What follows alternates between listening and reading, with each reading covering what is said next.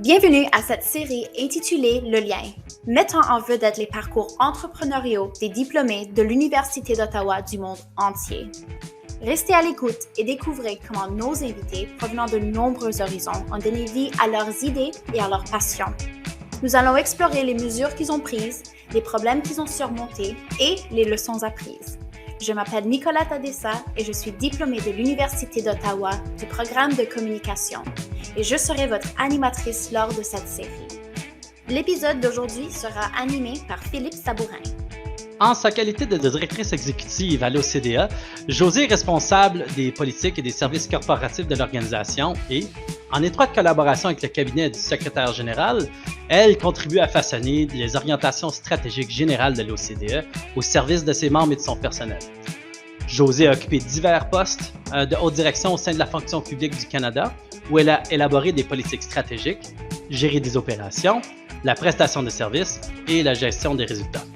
Elle est avocate, comptable, elle détient un MBA ainsi qu'une licence en droit civil, ainsi que la désignation ICD.D. Bonjour Josée et bienvenue.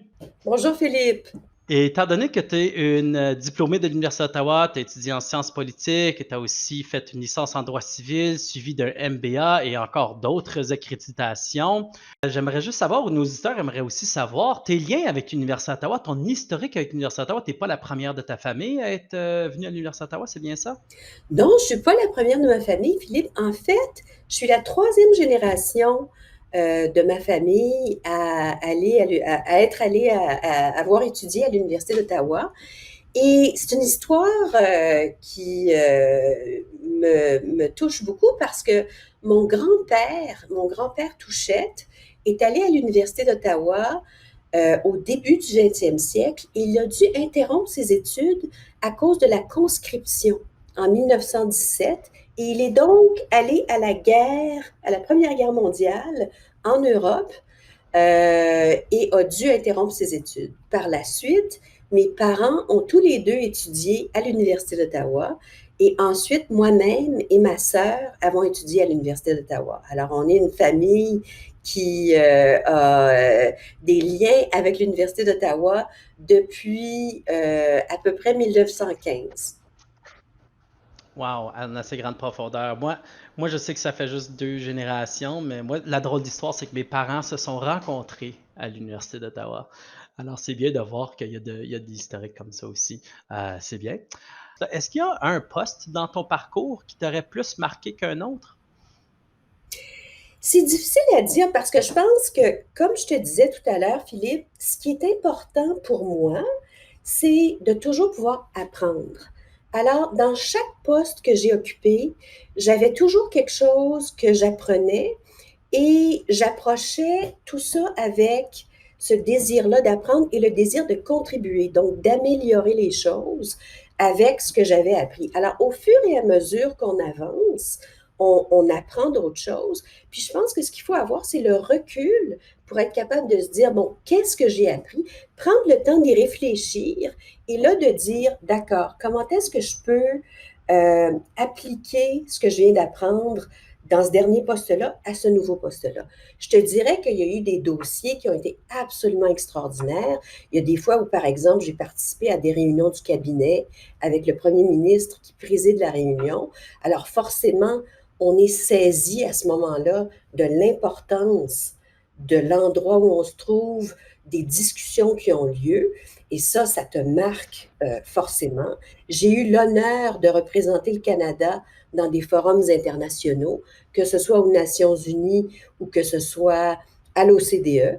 Et là, encore une fois, on est saisi de l'importance du rôle qu'on joue et de l'importance de bien représenter les intérêts du Canada et de le faire d'une façon qui va nous permettre d'aider à influencer, d'aider à faire avancer le débat.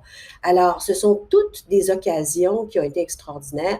Les occasions où, par exemple, j'ai travaillé avec les peuples autochtones, avec diverses nations, on apprend énormément. Et encore là, je pense qu'on a beaucoup de leçons d'humilité à recevoir et ça a été quelque chose de très, très, très important.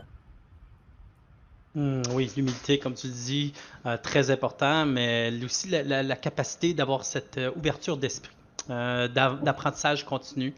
Je sais que c'est quelque chose que tu viens de mentionner qui est important. Est-ce qu'il y a des moments dans la vie où est-ce que tu as eu cette occasion qui s'est présentée puis que tu peut-être l'as pas saisie et que tu aurais voulu la saisir, cette opportunité d'apprendre continuellement, ou c'est toujours quelque chose qui t'a suivi, qui t'a poussé dans la vie à continuer à apprendre de façon continue? Je pense que pour moi, l'apprentissage continu, c'est quelque chose qui est fondamental. Je suis une personne qui est foncièrement Hmm. curieuse intellectuellement et puis j'aime beaucoup lire, j'aime beaucoup écouter ce qui se passe, je m'intéresse aux cultures. Alors forcément, il y a toujours cet aspect-là. Mais évidemment, il y a des fois où on est dans le feu de l'action et puis on n'a pas nécessairement la capacité de prendre le recul qu'il faut et quand on réfléchit par la suite, on se dit, ben, j'aurais peut-être pu être plus à l'écoute ou faire les choses différemment. Alors, je pense que ça, c'est peut-être ce que je retiens, c'est qu'il faut prendre le temps de se poser la question, est-ce que je l'ai fait comme il faut? Est-ce que je peux améliorer la prochaine fois? Et puis, essayer de grandir comme ça. Est-ce que tu as déjà eu un mentor, peut-être, dans tes différents postes qui t'a encouragé Ah, j'en ai eu à faire ce plusieurs. que tu fais? OK. Oui, tout à fait. J'en ai eu plusieurs et puis tout au long de ma carrière, il y a des gens qui ont eu une grande générosité à mon égard. Et puis le mentorat, je te dirais, Philippe, que ça peut être formel, mais ça peut aussi être informel. Alors, tu peux aussi avoir des coachs. J'ai eu des coachs, ça aussi, c'est très utile. Mais je te dirais que le mentorat, ça peut être à la fois formel et informel, puis ça peut être à différents niveaux. Des fois, ça va être des gens qui sont dans ton organisation, qui vont être au-dessus de toi dans la hiérarchie, puis des fois, tu vas avoir du mentorat renversé où là, tu vas demander du feedback à des gens qui sont ailleurs dans la hiérarchie, des gens qui sont plus jeunes, évidemment. Moi, j'ai fini mes diplômes en 83 en 86, alors ça donne une petite idée. Donc, des fois, je vais demander à des gens qui sont plus jeunes que moi pour qu'ils me donnent, tu sais, qu'ils me fassent du mentorat, par exemple, en matière technologique, en matière de réseaux sociaux, de choses comme ça, pour être capable là, de comprendre comment ça se vit puis comment ça se traduit. Alors, le mentorat, encore là, je pense que c'est quelque chose qu'on doit cultiver, puis où il faut avoir cette curiosité-là, puis le désir. Encore une fois, je reviens toujours à l'apprentissage continu, puis à la curiosité, mais je pense que ce sont des vecteurs, si tu veux, de réalisation de soi qui font en sorte qu'on continue à grandir, puis à voir les choses différemment et puis à pouvoir contribuer davantage. Mhm. Et le mentorat, comme tu viens de le dire, si bien c'est donnant-donnant, ça peut venir évidemment des gens qui ont beaucoup d'expérience ou des gens qui ont pas nécessairement moins d'expérience, mais une expérience différente. Et puis, je le remarque moi aussi dans mes propres expériences, il y a des gens qui ont peu d'expérience en tant que quantité de travail, mais ils ont une sorte de qualité, de connaissance dans un domaine que je ne connais aucunement.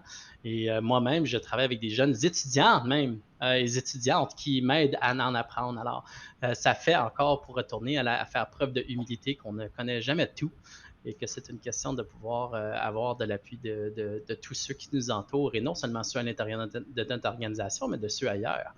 Et puis, est-ce que ça, pour toi, dans le mentorat, du côté, quand ça vient à pousser les gens à entreprendre, on va dire, certaines initiatives qui, à eux, leur tiennent à cœur, est-ce que c'est un rôle qui doit être comblé dès le départ pour quelqu'un qui cherche à pousser une idée, ou est-ce que c'est peut-être quelqu'un peut avoir une idée puis ensuite venir chercher du mentorat un peu plus tard, une fois que leur idée est déjà en marche?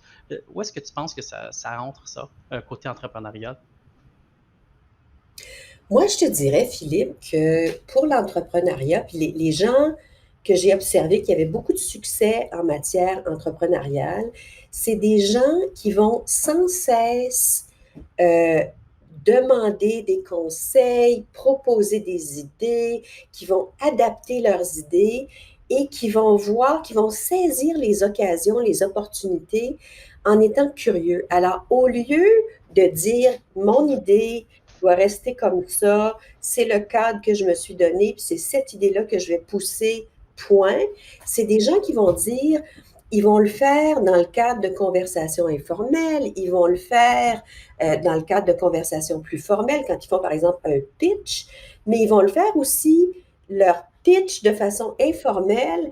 Ils vont se trouver à une réception, ils vont se trouver à une rencontre, ils vont voir des gens qu'ils connaissent pas, puis ils vont aller les voir, puis être curieux, poser des questions, et là, ça leur permet de raffiner leur idée, puis de voir s'il y a des contextes où l'idée initiale qu'ils avaient eue pourrait pas être mieux servie si elle était dans ce contexte-là. Parce que le timing en affaires, c'est aussi quelque chose de très important. Puis quand je dis en affaires, ça peut être en affaires dans le milieu du secteur privé, mais ça peut être aussi dans le secteur public. Parce que dans le secteur public, quand on doit présenter à un nouveau gouvernement, par exemple, des politiques, des idées de politique, ben, il faut savoir ce qui les intéresse, ce qui les préoccupe, quel est leur programme, comment on peut faire l'alignement. Alors, c'est la même sorte d'initiative qui doit avoir lieu. Puis encore là, il faut savoir s'adapter, il faut aller chercher des idées, voir ce qui est pertinent, ce qui serait réaliste dans le contexte auquel on fait face. Mais en même temps, il faut garder en soi le désir de se dépasser, puis pas avoir peur d'avoir des objectifs qui sont ambitieux. Parce que si on rapetisse trop notre idée, ben on n'ira pas très loin. Alors, il ne faut pas avoir peur là, de dire, ouais, moi j'ai une vision, puis oui, je vais l'adapter, mais ma vision, je veux l'amener à bien, puis on va voir comment ça se transpose, puis ce que l'avenir va m'apporter, mais je vais saisir toutes les occasions pour que ça marche. Il y a tellement de choses que tu viens de mentionner sur lesquelles j'ai le goût d'extrapoler, mais bon, est-ce que tu as déjà eu toi-même une sorte d'idée d'entrepreneuriat ou même d'intrapreneuriat? Parce que si on regarde un peu ton parcours, c'est plutôt de l'intrapreneuriat, de te recréer toi-même au même temps. Est-ce que tu as juste une petite question comme ça, est-ce que tu as déjà eu des idées qui étaient tellement, comment on dirait, out there, que ça l'a juste pas pogné? Ah, bien sûr, il y a des choses qui marchent, il y a d'autres qui ne marchent pas, il y a des initiatives qu'on commence, d'autres qui doivent être adaptées. Alors, tu sais, si tu fais un programme au sein de ton entreprise ou de ton ministère ou de ton organisation, il faut que tu sois à l'écoute des gens, il faut que tu saches combien tu as comme budget, il faut que tu sois en mesure d'avoir un alignement et donc tu dois obtenir le buy-in. Alors forcément, ce genre de dialogue-là est très, très, très important. Puis il y a des fois où on n'a pas le temps, on n'a pas les ressources, c'est pas la bonne idée au bon moment. Puis il y a d'autres fois où on est vraiment surpris parce que ça marche, les gens embarquent, puis c'est super. Alors, il y a plein d'exemples, mais sans rentrer dans les détails d'un exemple en particulier ou d'un autre, je te dirais que c'est cette recette-là qui fait que on doit vraiment là, voir comment l'idée est l'idée du moment, puis qu'elle est pertinente alors qu'on la présente. Et je te dirais que souvent, ce qui est important, c'est de se trouver des gens, des alliés qui vont devenir presque les ambassadeurs, puis les co-créateurs et co-créatrices de l'idée ou de l'initiative. Et c'est là où ça s'améliore. Puis quand on a une diversité de perspectives, je pense que par définition, on risque d'avoir un produit beaucoup plus riche que celui avec lequel on a commencé. Alors, moi, je te dirais que la recette du succès, c'est souvent ça, et la persévérance, et le travail bien fait. Parce que si on exécute bien une idée, ben là, forcément, ça va faire en sorte que les gens vont vouloir adhérer, vont vouloir eux aussi mettre en pratique ces politiques-là ou ces initiatives-là. C'est bon d'en l'entendre. Je vais peut-être revenir sur la question des défis auxquels tu as fait face dans le passé en essayant de mettre en marche quelques-unes de tes initiatives. Mais on a mentionné l'importance des mentors. Ici, tu viens de mentionner l'importance d'avoir des ambassadeurs. Évidemment, pour trouver ces gens-là, on parle souvent d'avoir des qualités de réseautage. Alors, je me demandais si tu avais peut-être quelques conseils à donner, surtout rendu en 2021. Le réseautage a beaucoup changé. Est-ce que tu as des conseils à donner sur qu'est-ce que quelqu'un devrait faire pour améliorer on va dire, leur réseautage?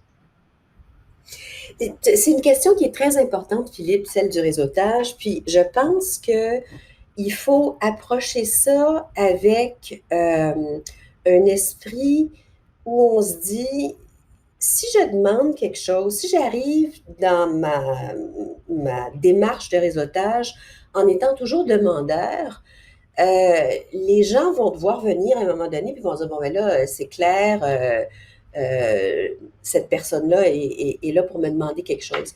Alors, je pense qu'une des façons d'être en mesure d'avoir un réseautage qui est efficace puis qui s'inscrit dans la durée, parce que le réseautage, c'est pas quelque chose où tu sais, tu parles une fois à une personne. La beauté du réseautage, c'est que tu peux revenir à ton réseau. Alors, pour enrichir son réseau, pour être capable de lui donner du dynamisme, ce qui est important de faire, c'est d'offrir quelque chose.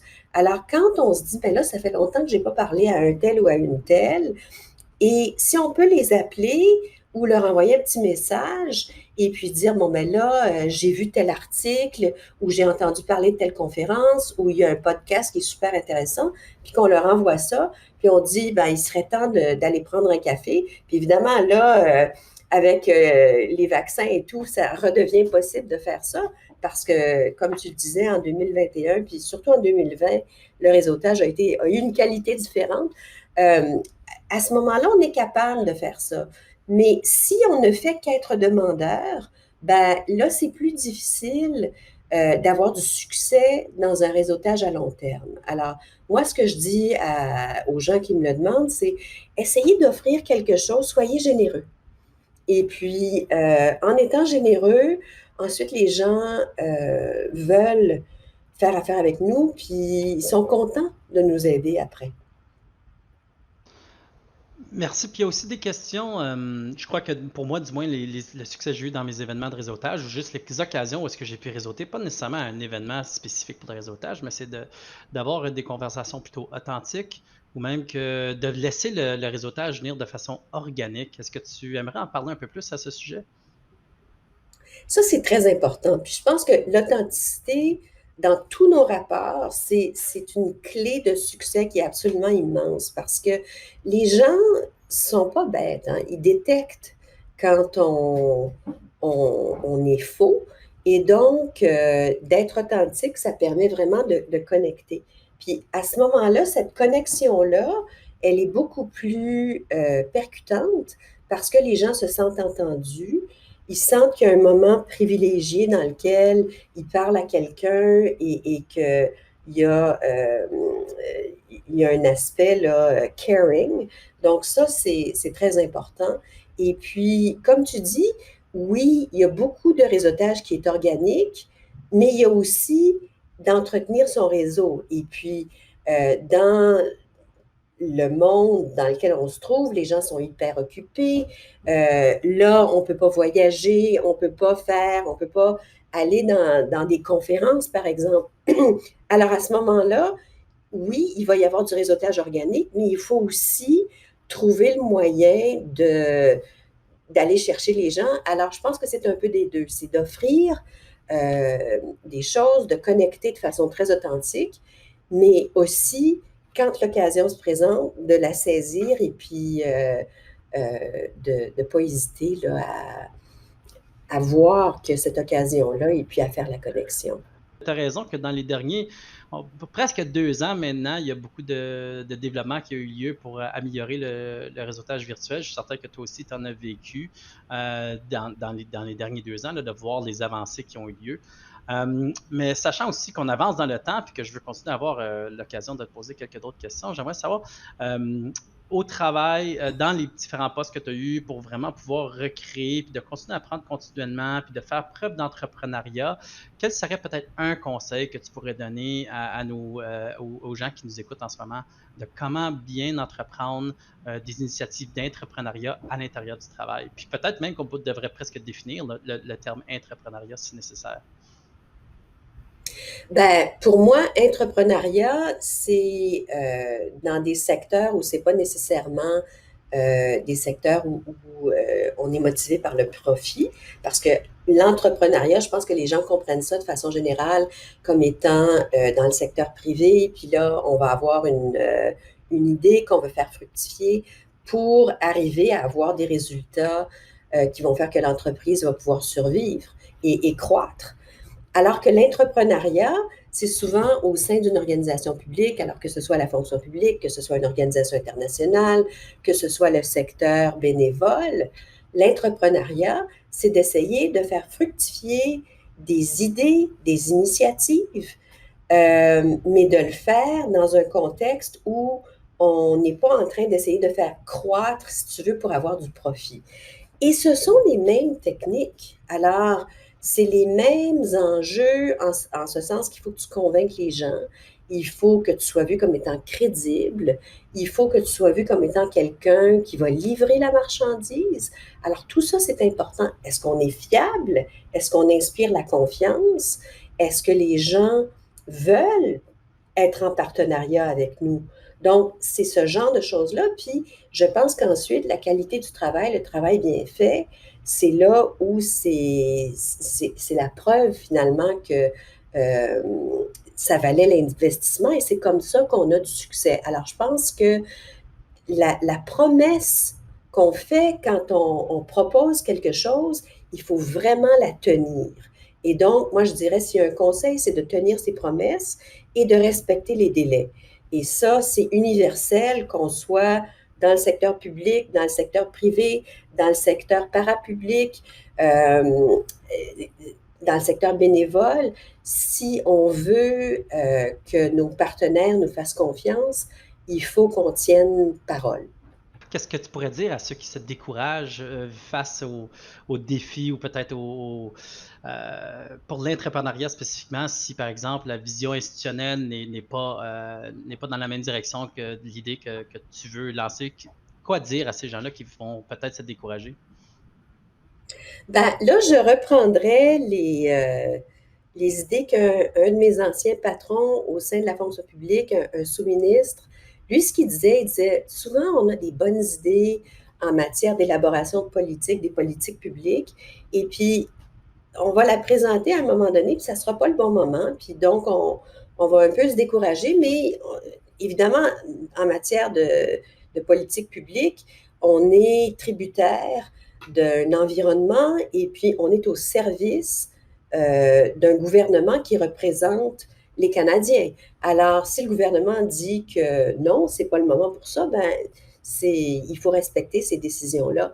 Et ce qu'il disait, lui, c'est qu'il disait, faut pas se décourager parce que il y aura un autre moment où l'idée aura été raffinée et où on pourra revenir et la présenter. Et ce sera le bon moment, ce sera la bonne idée où on l'aura changée, on l'aura adaptée pour qu'elle convienne au contexte dans lequel on se trouve. Alors, moi, ce que je dirais, c'est qu'il ne faut pas se décourager, mais il ne faut pas non plus s'entêter quand dans une hiérarchie, on dit, ben non, là, on n'a pas le budget ou on ne peut pas faire ça.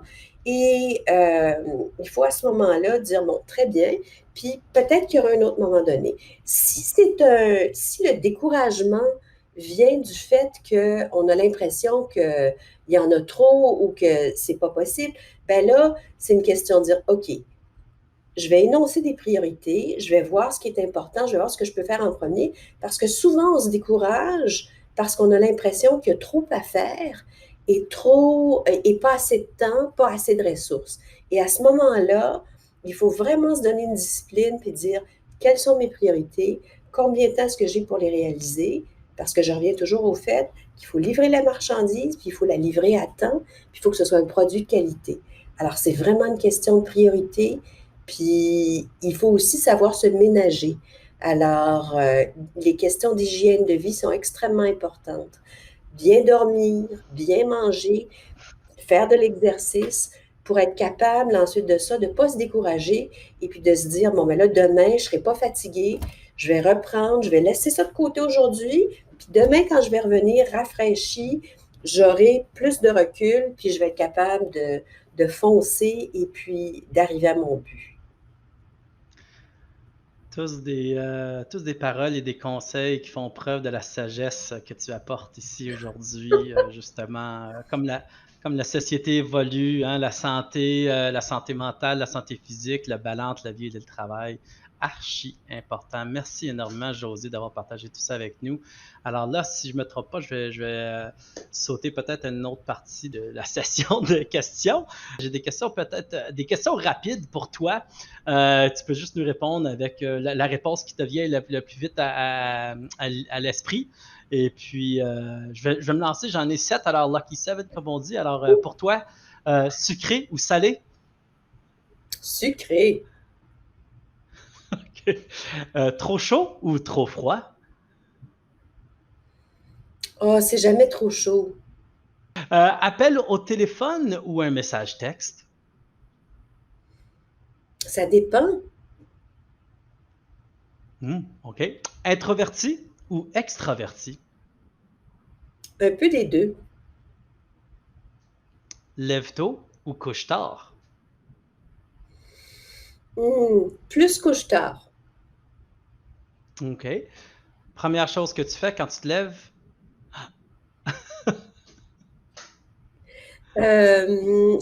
J'aimerais dire que je regarde pas mes messages, mais je regarde mes messages. Ouais. Hein, la sagesse quand même. Hein? Et puis, une chanson qui te motive? La chanson Happy de Pharrell Williams. Je pense qu'on devrait presque pouvoir la jouer. Elle est déjà en train de jouer dans ma tête. Sur ce, vraiment, je veux te remercier d'avoir été ici avec nous. Merci surtout de nous avoir accordé un peu de ton temps, de tes conseils, de tes anecdotes, de t'avoir entretenu avec nous. Puis moi, je sais que j'en ai beaucoup appris, puis je suis certain que nos auditeurs en ont aussi beaucoup appris. Merci encore, Josée. Ben, c'est moi qui vous remercie, Philippe et toute l'équipe et l'Université d'Ottawa pour m'avoir donné mon départ dans ma vie professionnelle, de m'avoir préparé pour ça. Et puis, c'est un immense privilège aujourd'hui de pouvoir être avec vous. Et puis, bonne continuation à tout le monde. Merci beaucoup de vous être jointe à nous lors de cette capsule du lien, une série mettant en vedette les parcours entrepreneuriaux des diplômés et amis de l'Université d'Ottawa. Si vous souhaitez entendre d'autres épisodes, abonnez-vous à cette chaîne et appuyez sur le bouton j'aime, où que vous soyez. Vous voulez en savoir plus sur le carrefour de l'entrepreneuriat de l'Université d'Ottawa, l'Association des diplômés ou l'équipe des relations avec les diplômés? Visitez leur site web dans la description de cet épisode. Merci d'avoir écouté cette capsule aujourd'hui et tissons ce lien à nouveau la semaine prochaine.